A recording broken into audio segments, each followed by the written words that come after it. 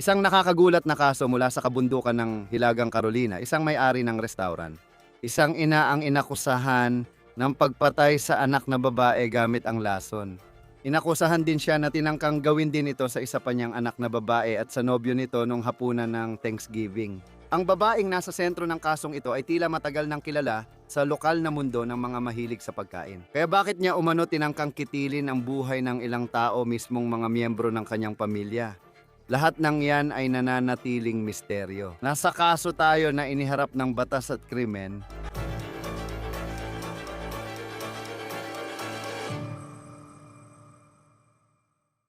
Hindi lang basta inaakusahan ang babaeng ito, kundi kakaiba at napakakilabot ang paratang sa kanya.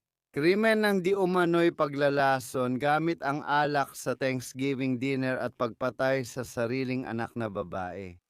May isa pang bahagi ang kwentong ito tungkol sa babaeng ito at sa matagal nang hindi nalulutas na kaso ng pagpatay. Marami tayong tatalakayin dito pero bago ang malamig na kaso, magbibigay muna ako ng kaunting background. Ang suspek sa kasong ito ay isang babae na may napaka-interesanting pinagmulan na ngayon ay nasa sentro ng isang napaka-nakakatakot na kwento. Ang kwentong ito ay nagmula sa magagandang tanawin ng kanlurang North Carolina sa Asheville. Ngayon, ang Asheville ay maaaring isang lungsod na may humigit kumulang 100,000 tao lamang. Pero isa talaga itong sentro ng kultura sa Timog. Isa itong lugar na gustong-gusto puntahan ng maraming turista. May masasarap na pagkain, mga brewery, at mahusay na musika. Isa itong klase ng lugar na siguradong pwede mong puntahan para mag-enjoy at mag-relax sa isang weekend. Isa sa mga sinusubukang magtagumpay bilang restaurateur sa Asheville ay si Gudrun Casper Leinenkugel. Ayon sa The Mountain Express, nangyari ito noong taong 16. Noong Hulyo 2013 nagsimulang magplano sina Gudrun at ang kanyang grupo ng Patent Public House. Narito ang mga larawang makikita pa rin mula sa restaurant na ngayon ay sarado na. Pero ito ang kanilang Instagram account na binanggit sa artikulo. Si Gudrun, ang babae na nasa sentro ng kasong ito, natatalakayin natin maya-maya lang. Ikinuwento niyang bata pa lang siya ay nagtatrabaho na. May laundry shop ako, kailangan kong matutunang patakbuhin ang negosyo at ayusin ang mga makina. Sabi niya, magandang karanasan ito sa pagkatuto, sabi niya.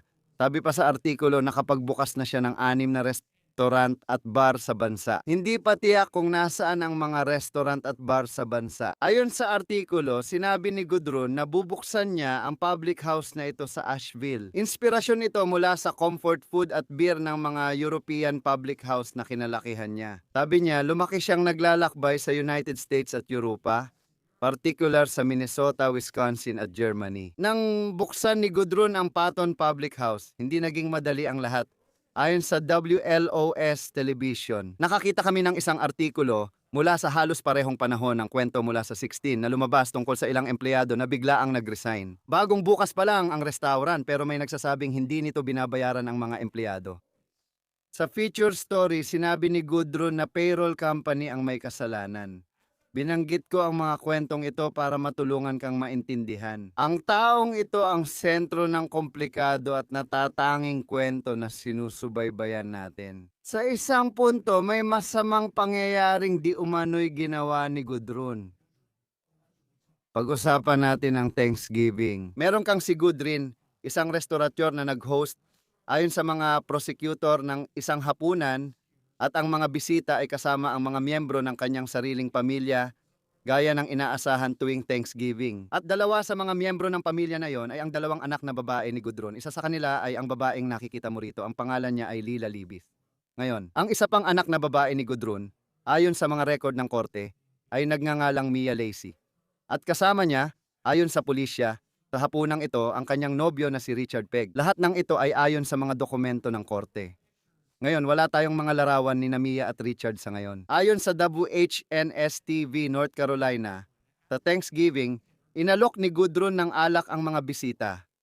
Uminom ang ilan, at pagkatapos ng hapunan, 3 sa kanila na uminom mula sa parehong bote ay hindi maganda ang pakiramdam. Hindi ito basta sakit pagkatapos ng mabigat na hapunan ng pabo. Mas grabe ito.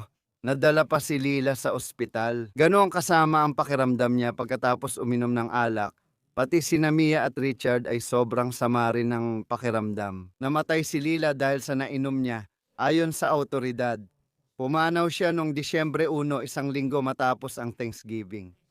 Para kina Richard at Mia, mukhang maswerte silang nabuhay base sa natutunan natin tungkol sa laman ng alak noong Thanksgiving. Ayon sa awtoridad, lumabas sa investigasyon na ang tatlo ay nakainom ng acetonitrile. Ayon sa Centers for Disease Control and Prevention at Environmental Protection Agency, ito ay isang malinaw, walang kulay na likido na pwedeng solvent sa lithium na baterya. Hindi mo dapat ipasok ito sa katawan ng tao. Ayon sa mga ahensya, ang chemical na ito ay nakakalason, nagdudulot ng pananakit ng ulo, pagduduwal, at posibleng ikamatay kapag nakain.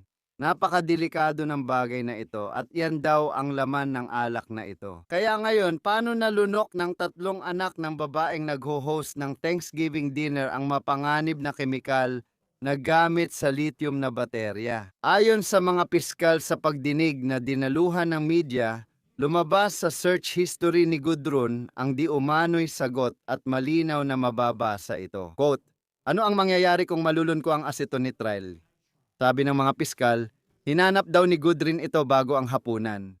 Nahaharap si Gudrun sa kaso ng paglalason at pagpatay sa sariling anak. Yun ay kasong pagpatay, pati na rin ang tangkang pagpatay sa isa pa niyang anak na babae at sa nobyo nito. Kaya nahaharap siya sa first-degree murder, 2 attempted murder, at 3 kaso ng pamamahagi ng ipinagbabawal na pagkain at inumin. Pero hindi pa tayo tapos. Hindi lang ito ang mabigat na kasong kinakaharap ng babae. Si Gudrun ay may isa pang kaso ng first-degree murder. At wala itong kinalaman sa nangyari mahigit 1 taon na ang nakalipas. Noong Thanksgiving, 25. May hawak kaming arrest warrant laban kay Gudrun sa pagpatay kay Michael Schmidt noong 2007 sa Henderson County, North Carolina, sa timog ng Asheville. Ngayon, ayon sa arrest warrant, ang petsa ng pagkamatay ni Michael Schmidt, ang sinasabing petsa ng kanyang pagpatay ay Oktubre 9.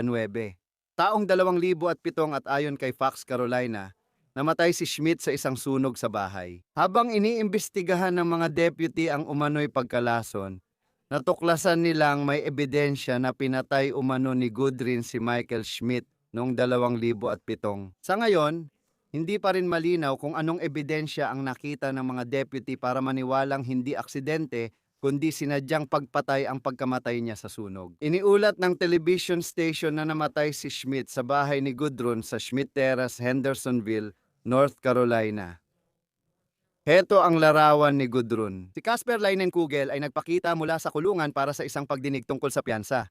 Tinanggihan ng hukom ang piyansa ni Casper Leinenkugel. Iniulat ng WHNS na sinabi ng mga taga-usig sa korte na iniimbestigahan pa siya kaugnay ng iba pang mga pagkamatay. Kung mapatunayang nagkasala sa kasong kinakaharap niya, maaari siyang maparusahan ng kamatayan. Sa North Carolina, nilagay ko ang pangalan ni Gudrun Casper Leinenkugel sa truthfinder.com at lumabas ang ilang dating address niya sa Wisconsin, na tumutugma sa sinabi niya noon sa isang feature article ilang taon na ang nakalipas na may connection siya sa labas ng estado ng North Carolina. May nakita kaming ilang alias para sa kanya pero wala namang totoong kriminal na kasaysayan na talagang nakaka-interes lalo na kung iisipin ang mga ibinibintang sa kanya. Ngayon, katuwang namin ang Truth Finder para sa public record searches sa law and crime. Nakakatipid kami ng oras dahil sa Truth Finder kaya mas nakakapag-focus sa pag-uulat ng krimen.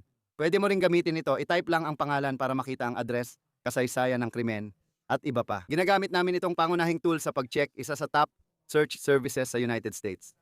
Sa subscription, may unlimited confidential searches ka, tulad ng pag-check ng bagong kapitbahay or pag-vet ng tao. Pwede kang makakilala ng tao online, maghanap ng gusto mong makonekta, o tingnan kung may sex offender sa paligid at mag-background check sa sarili. Manatiling may alam, manatiling ligtas, i-check ang mga pampublikong record gamit ang Truth Finder now sa truthfinder.com/over-the-counter.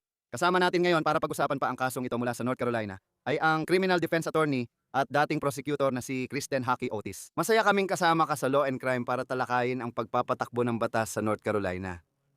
Sa kasong ito, maraming layer ang dapat pag-usapan.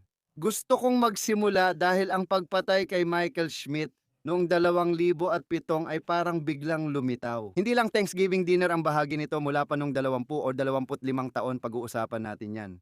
Iniulat ding namatay siya sa sunog sa bahay. Paano kaya makakahanap ng ebidensya ang mga investigador at ano ang dapat nilang patunayan para mapatunayang siya ang may sala sa sunog?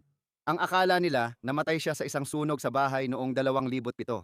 Ngayon, sa panahon ngayon, para makahanap ng ebidensya na sapat para mapatunayan ng lampas sa makatwirang pagdududa at mahatulan siya ng ganoong bagay. Salamat ulit sa imbitasyon, Chris. Pinapahalagahan ko ito. Tungkol sa tanong mo, alam mo, base sa mga media reports na nakita natin sa investigasyong ito, at syempre, bago pa lang ito, kaunti pa lang ang nailalabas ngayon. Pero alam natin na may isinagawang paghahanap marahil sa kanyang bahay. Alam natin na may isinagawang paghahanap sa kanyang mga computer, sa kanyang kasaysayan ng paghahanap. Pag-uusapan natin yan mamaya dahil mukhang matibay na ebidensya sa kaso ng pagpatay nung Thanksgiving. Hindi natin alam kung may nakita sila sa bahay niya nung naghahanap sila, tama? Hindi natin alam kung ano ang nakita sa computer niya, kung may iba pa siyang search history or pisikal na ebidensya sa bahay niya. Hindi natin alam ang ulat ng fire marshal or kung ano ang inakalang sunog sa bahay noong 2007. Paring makatulong iyon sa mga natagpuan sa kanyang bahay.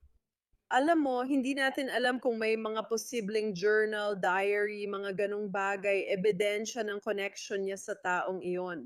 Kaya kailangan pa itong hintayin ngayon.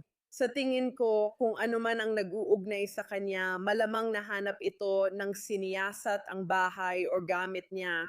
Oo, ang biktima noong 2007 ay si Michael Schmidt na namatay ayon sa lokal na media tungkol sa kaso. Namatay siya sa bahay kung saan kasalukuyang nakatira si Gordon Casper Lining Kugel sa Schmidt Terrace sa Hendersonville, North Carolina. Diyan raw naganap ang sunog sa bahay na ito. Papunta ka sa Thanksgiving. 25. May ebidensyang may napakalakas na kemikal na maaaring makamatay. Nasa alak na ininom ng 3 tao yon. Pagkatapos, may kasaysayan ng umano'y paghahanap niya. Alam mo na kapag may uminom nito at naririnig mo sa labas, parang panalo na ang kaso. Paano haharapin ng abogadong tagapagtanggol ang ganitong sitwasyon? Well, napakalakas talaga ng ebidensyang yan para sa estado, sigurado. Alam mo ba yung mga Google search na yon? Nakakita na ako ng maraming kasong ganyan na talagang nagpapahamak sa akusado. Sa tingin ko mahalaga iyon para sa depensa at nakaka-interest din. Napansin ko habang nire-review ang file na wala pa siyang abogado. Nag-waive siya, nagtalaga ng abogado pero gusto pa rin kumuha ng sarili na kakaiba. Karaniwan agad nagtatalaga ng capital defender ang mga hukom sa North Carolina sa mga kasong first-degree murder. Pinapayagan din ang akusado na kumuha ng sariling abogado. Pero para masigurong napoprotektahan ang mga karapatan ng isang tao mula pa sa simula, kadalasan ay agad na nagtatalaga ng abogado ang hukom. Kaya nakakapagtaka na wala siyang abogado, lalo't mukhang hindi siya agad makakalaya sa kustodya. Kailangan mo munang kumita bago makakuha ng sariling abogado. Pero sa kabila nito, kung ako ay mapupunta sa isang kasong ganito, ang una kong gagawin ay magpa-evaluate ng mental health. Dahil kakaiba ang ilang pangyayari sa kasong ito, gusto kong matiyak na ginagawa ko ang aking tungkulin, natutugunan ang lahat ng dapat gawin, at nasa tamang pag-iisip ang aking kliyente. Oo, dahil nakita kong tinalikuran niya ang pagkakaroon ng abogado. Natutuwa akong ipinaliwanag mo dahil magkakaroon siya ng probable cause hearing sa AT. Sa unang pagharap niya, tinanggihan ang piyansa. Ngayon, wala siyang abogado, tama? Paano natin malalaman kung handa siya sa lahat ng ito, lalo na sa mental na aspeto? Alam mo itong mga proseso kung wala siyang abogado? Kaya sa puntong ito, hindi natin alam yon. Yung petsa ng korte niya sa Pebrero ay para sa probable cause hearing. May paraan ang estado para lampasan ito. Sa batas ng North Carolina, kailangan ng probable cause hearing para sa felony ilang araw matapos masampahan ng kaso bago mapunta sa Superior Court. Kung na-indict ka na ng grand jury, hindi na dadaan sa probable cause hearing at diretso na sa Superior Court ang kaso mo. Makakadalo ba siya sa probable cause hearing na ito kung hindi siya kukuha ng abogado mula ngayon hanggang sa araw na yon? Ibig kong sabihin, sino ang kasama niya? Alam mo, sino ang nasa panig ng depensa niya para sa hearing na ito? Sa ngayon, alam mo, wala pa siyang abogado. Alam mo, kung hihiling siya sa korte ng pagpapaliban dahil sinusubukan pa niyang kumuha ng abogado, alam mo, maaring payagan siyang magpaliban. Pero sa tingin ko, magugulat ako kung hindi siya agad kakasuhan ng estado. Pagdating sa search history kasi parang talagang mabigat ang dating nun. Napaka-espesipikong chemical niya na hindi dapat iniinom ng tao. Alam mo, malinaw ang sinasabi ng Centers for Disease Control and Prevention tungkol dyan. Pagkatapos, alak na at dito na pumapasok ang agham. Bilang abogado ng depensa, mahirap talaga ipaglaban. Alam mo na, sa Google may mga dahilan gaya ng lithium baterya at may ibang tao na bumibili ng chemical na ito para sa ibang gamit. Gaano kahirap kumbinsihin ang hurado na paniwalaan yon? Baka sabihin nilang panlinis lang yon o hindi ko alam paano napunta sa alak. Alam mo, sa tingin ko ang mga bagay na titingnan ng abogado ay, alam mo na, sino pa? Sino pa ang nandoon sa hapunan na ito, di ba? Sino pa ang nandoon sa hapunan? Sino pa ang may access sa alak na iniinom? Sino pa kung meron man? At baka wala namang iba, pero sino pa kaya ang maaring nagkaroon ng access sa kanyang computer? Alam mo, lahat ng iyan ay mga bagay na dapat isaalang-alang. May isang linya na nakatago sa isang ulat ng lokal na media mula sa Fox Carolina na nagsasabing siya ay iniimbestigahan para sa iba pang mga pagkamatay na nangyari sa North Carolina. Hindi lang si Michael Schmidt noong 2007 at hindi lang ang insidente noong Thanksgiving di umano noong 25. Ano kayang epekto niyon sa mga susunod na mangyayari? Dahil kung kakasuhan siya sa Thanksgiving at pati na rin sa nangyari noong 2007, nandyan pa rin ang tanong, ilan pang kaso ang sangkot siya at paano ito makakaapekto sa takbo ng mga pangyayari? Oo, tingin ko mangyayari talaga yon. Siguradong hahaba ang proseso, lalo na kung marami pang kasong iniimbestigahan pa hanggang ngayon, di ba? Gayunpaman, hindi ito sitwasyon kung saan gustong pagsabayin ng piskal ang lahat ng mga kasong ito. Halimbawa, yung dalawang kaso na isinampa laban sa kanya, kahit na sa pagtingin sa court file ay magkasama sila sa parehong warrant or charging document, hindi sila pwedeng litisin ng sabay. Dahil hindi transactionally related ang kaso ng libot pito sa araw ng pasasalamat, dapat itong litisin ng hiwalay. Ngayon yung maraming insidente sa tingin ko, kinasuhan siya ng first-degree murder, dalawang tangkang first-degree murder, at paglalagay ng substansya sa pagkain or inumin.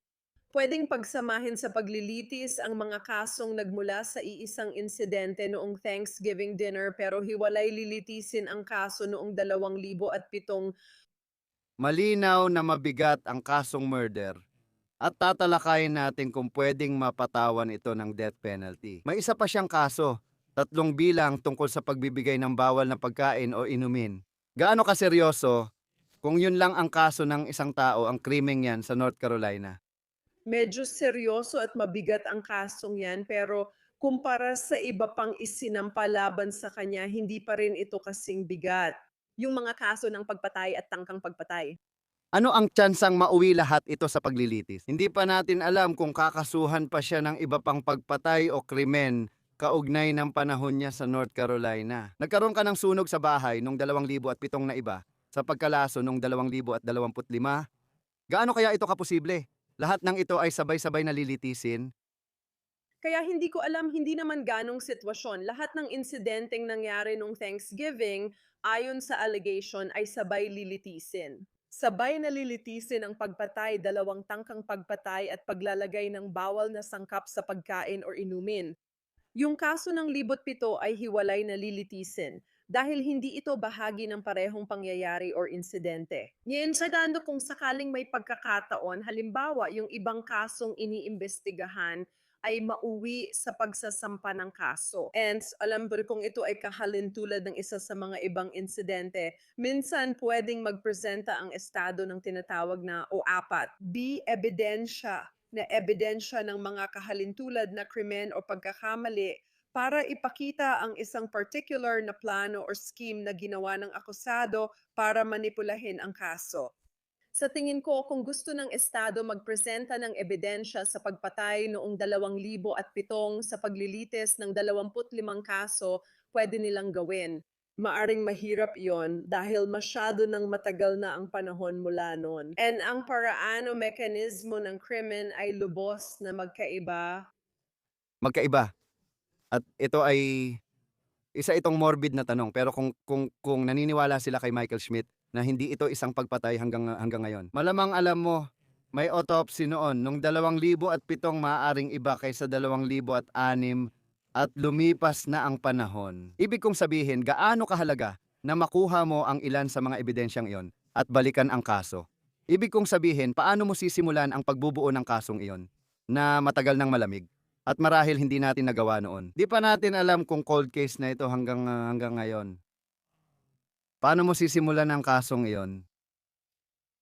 Alam mo, hindi natin alam kung ano ang sinabi ng autopsy report sa kasong iyon. Hindi natin alam mo na. Pag sinabi niyang aksidente, alam mo na.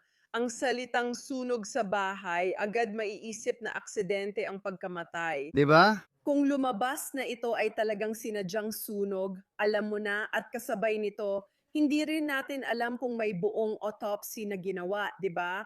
Pwede nating isipin buong araw na baka wala naman talagang ginawa. Kung inisip lang nila na nasunog ang bahay at namatay siya dahil sa usok o pagkasunog, hindi nila pinaghinalaan na may masama talagang nangyari. Baka hindi talaga in autopsy. Ngayon, mahirap paniwalaan na mag-aakusa ang piskal kung walang autopsy report at sapat na pisikal na ebidensya. Pero kailangan mo pa ring makuha yon. Mapapaisip ka, paano na-preserba ang lahat ng ebidensyang ito? Na-preserba ba ito kung sunog sa bahay ang nangyari? Kapag sinabi ng fire marshal, naging sitwasyon ba ito na hindi sila nangolekta ng ebidensya or hindi ginawa ang karaniwang hakbang sa investigasyon ng arson? Hindi natin alam ang sagot kaya ayaw muna nating mag-assume. Maraming salik ang nakakaapekto kaya maraming gumagalaw na bahagi sa kaso. Matagal na naming inisip na aksidente lang ito, parang karaniwang sunog sa bahay, kaya hanggang ngayon hindi pa rin talaga namin alam. Oo, nakakatawa isipin na matagal na ang kasong ito. 2007 pa. Minsan mapapaisip ka, grabe ang tagal na pala. Sa North Carolina na may death penalty, inaakusahan siya ng pagpatay sa 2 tao at tangkang pagpatay sa 2 pa. Paano kaya ipapataw dito ang parusang kamatayan? Oo, sa tingin ko, ito yung bagay na siguradong kinokonsidera ng mga piskal. Sa palagay ko, malaki ang tsansang hilingin nila ang parusang kamatayan dahil ang lugar ay rural at konserbatibo. At ang mga hurado doon ay mas malamang na pabor sa parusang kamatayan kaysa sa mga hurado sa mas liberal na bahagi ng estado. Sigurado yan. Paano ang parusang kamatayan? Kasi kung malakas talaga ang ebidensya laban sa kanya, at kapag nagkaroon na siya ng abogado, at kung magkakaroon ng anumang uri ng plea negotiations, may ilang estado na may parusang kamatayan, may iba namang wala. Paano mo nakita na ginagamit ng isang prosecutor ang barahang iyon na pwede nating alisin ito sa usapan? Ibig kong sabihin, gaano kahalaga ang barahang iyon? Hindi ko sinasabi kung dapat gawing legal ang death penalty. Pero, sa mga negosasyon, gaano kalakas itong sandata para sa prosekusyon? Napakalakas nitong leverage para sa prosecution, huwag kang magkamali. Talagang napakalakas nitong leverage kung malakas ang kaso at ebidensya.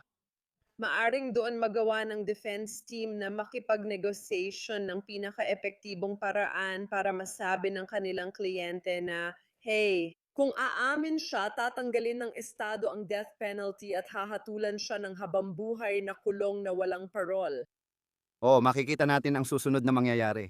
Marami pang pwedeng mangyari sa investigasyon ng kasong ito.